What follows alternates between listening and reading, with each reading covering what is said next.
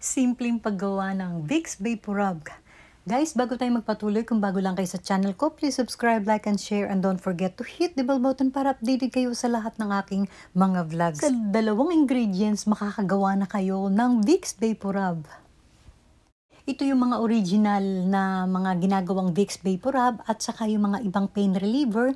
At alam nyo ba, ang kagandahan pa nito ay pwede ninyong painitan at kung kayo ay may mga manhid na kamay, manhid na paa, ay pwede kayong magpakulo nito at pwede ninyong ibabad ang inyong kamay at yung inyong paa. Ang camphor leaves ay talagang makikita mo to sa mga sauna na talagang ginagamit nila at sa pagbabathtub nila. Simulan na natin ang paggawa ng petroleum jelly. Guys, ito ay naaayon sa inyong pagluluto, pero pwede rin naman ng steam or pwede rin naman ng inyong pakuluan. Dahil ang kukuhanin lang natin dito ay yung katas ng dahon. Pwede kayong kumuha ng dahon na medyo dilaw na, yung mga nalaglag, hugasan lang mabuti para sigurado. So, ang ginamit ko rito para mas madali na ay inilagay ko yung mga dahon sa net at ito ay aking pinitpit. So, kailangan lang natin talaga ang katas nito.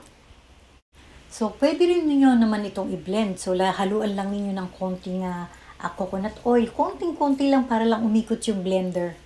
Salain at kuhanin lang yung katas. At magpakulo ng tubig sa kawali, ilagay ang petroleum jelly para ito ay lumambot at ilagay yung katas ng camphor leaves. Halu-haluin hanggang sa ito ay talagang totaling natunaw na at saka nyo palamigin. Mas maraming dahon ay mas maganda.